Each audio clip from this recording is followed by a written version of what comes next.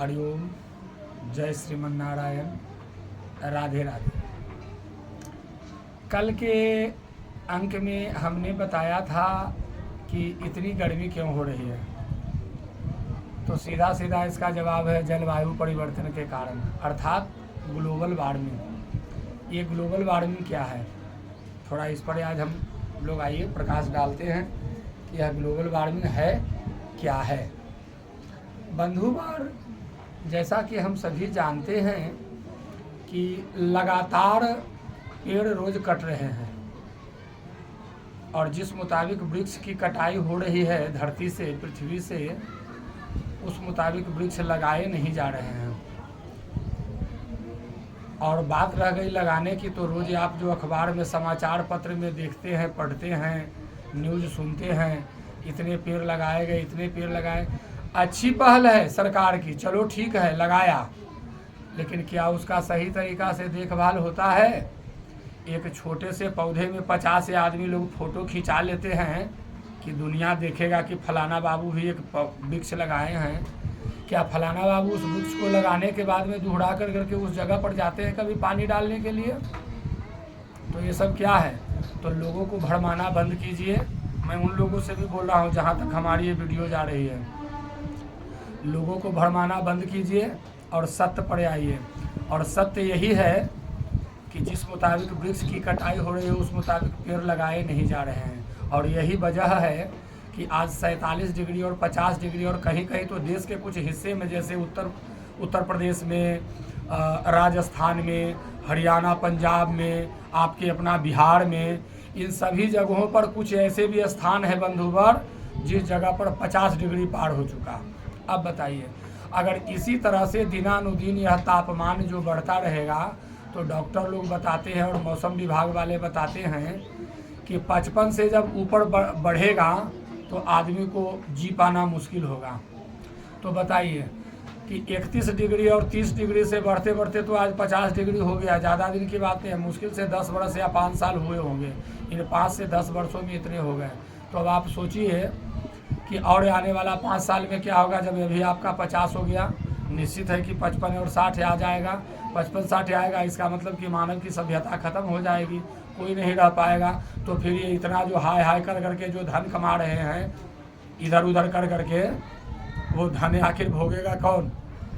तो उसके लिए हमें बचाना है ना। तो जिस तरीक़ा से आप धन को बचाते हैं, धन को बनाते हैं, घर द्वार बनाते हैं, कल कारखाने बनाते हैं, उसी तरह से मेरे दोस्त, मेरे भाई, वृक्ष को भी बनाओ, अर्थात वृक्ष को भी लगाओ। क्योंकि जब तक वृक्ष लगेंगे नहीं तब तक ये सब व्यर्थ हो जाएगा, सब बेकार हो जाएगा और अंत में केवल एक चीज़ हाथ लगेगी और उस चीज़ का नाम रहेगा पछतावा, यानी पछताएंगे और कुछ नहीं। तो इसके प्रति हमें गंभीरतापूर्वक विचार करने होंगे और अपने जीवन में कम से कम एक पेड़, एक वृक्ष हर हाल में लगाने हैं। मैंने तो कल का वीडियो में, कल के अंक में बताया भी है, यदि आपके घर के आसपास में जगह हो आपका अपना निजी, आप उसमें लगा सकते हैं। अगर वो नहीं है तो आपके आसपास में मंदिर है, मठ है, आश्रम है, स्कूल है, अस्पताल है, धर्मशालाएं हैं, बहुत ऐसी जगह मिल जाएगी, बशर्ते कि आपका मन, इच्छा होनी चाहिए। इच्छा शक्ति यदि आपकी प्रबल होगी ना और अच्छी होगी तो आप पेड़ कहीं भी लगा सकते हैं। अभी मौसम वैज्ञानिकों ने बताया है, एक विश्लेषण कर करके एक रिसर्च किया और रिसर्च के बाद में यह मतलब हम लोगों तक संदेश से आया, बात पहुंचाया गया है कि अभी कम से कम हमारे देश में, पूरे पृथ्वी को आप छोड़ दीजिए, केवल अपने देश में अर्थात भारतवर्ष में 5 करोड़ पेड़ वृक्ष की आवश्यकता है। 5 करोड़। अब बताइए, ऐसा थोड़े ही है कि आज हम बोल रहे हैं तो कल आपने हमारा वीडियो को देखा और परसों आप पेड़ लगा देंगे तो तरसों पेड़ हो जाएगा, वृक्ष हो जाएगा। नहीं बंधुगण, एक पेड़ को तैयार होने में कम से कम तब 5 से 7 वर्ष लगता है। तो अभी से 5-7 साल बाद, और जब आपका तापमान कुछ शहरों का 50 डिग्री है, तो सोच लीजिए 5 साल के बाद और क्या होगा। तो हमें इन्वायरमेंट के प्रति, पर्यावरण के प्रति, वातावरण के प्रति और स्वयं के भी प्रति जागरूक होना होगा। और जब जागरूक होंगे तभी कुछ किया जा सकता है और तभी कुछ कहा जा सकता है। जैसा कि हम सभी जानते हैं कि जिस जगह पर कल तक बाग बगीचे हरियाली वाले पौधे लहरा रहे थे, लहलहा रहे थे, आज उस जगह पर क्या नज़र आ रहा है? बड़े बड़े मॉल बन गए, बड़ी बड़ी कंपनियां बन गई, बड़े बड़े शहर उद्योग धंधे लगाए गए। तो आखिर वृक्ष को काटा उसके बाद ही न उस जगह पर लगाया गया है। तो वृक्ष की कटाई हो रही है और वृक्ष लगाया नहीं जा रहा है। इसका सीधा सीधा असर ग्लोबल वार्मिंग। अभी 2-3 दिन पहले का एक न्यूज़ में, एक समाचार में बताया जा रहा था मित्रवर कि दिल्ली जो हमारे देश की राजधानी है, जितना दिल्ली का क्षेत्रफल है यानी लंबाई चौड़ाई जो है, उसके 3 गुना ज़्यादा। अब सोच लीजिए दिल्ली का क्षेत्रफल कितना है, लंबाई चौड़ाई, उसका 3 गुना ज़्यादा बर्फ का जो ग्लेशियर है आर्कटिक महाद्वीप में, वो पिघल गया है, वो टूट कर गिर गया है।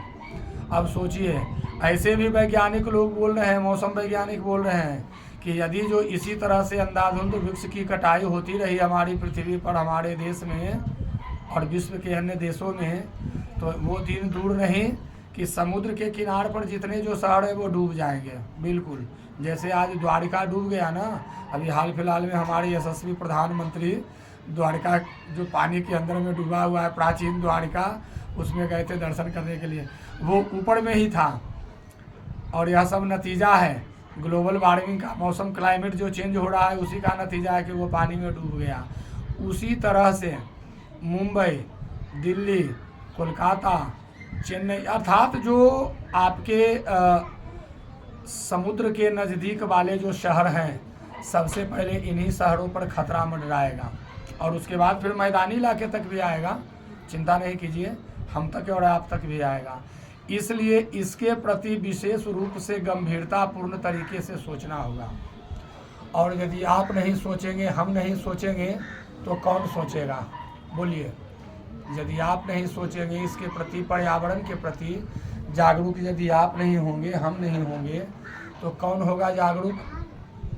कोई दूसरे ग्रह से तो आएंगे नहीं वृक्ष लगाने के लिए। तो आप भी लगाएं और अपने बाल बच्चों को भी प्रेरित करें।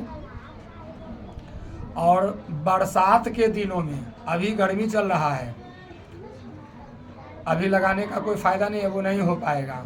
और उन लोगों से भी मैं हाथ जोड़कर करबद्ध प्रार्थना करता हूँ कि कृपया फ़ोटो न खिंचवाएं। और यदि आप वृक्ष लगाते हैं और पर्यावरण पर आप काम कर रहे हैं तो यह तो बहुत खुशी की बात है, लेकिन ईमानदारी पूर्वक कीजिए और एक पेड़ ही लगाइए, लेकिन उसको जिंदा रखिए, यानी जिलाकर दिखाइए, नाम उसी में है। ऐसे रोज़ पेपर में फ़ोटो छप रहा है, टीवी के न्यूज़ में रोज़ बताया जा रहा है इतने वृक्ष लगाए गए, इतने वृक्ष लगाए गए, इतने, लेकिन वो रह के कितना % रह पाता है? नहीं रह पाता है। तो इसके लिए गंभीरतापूर्ण तरीके से सोचेंगे।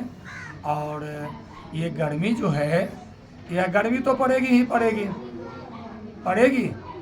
और अब जो है, अब लोगों के पास में उस तरह का क्षमता नहीं रहा।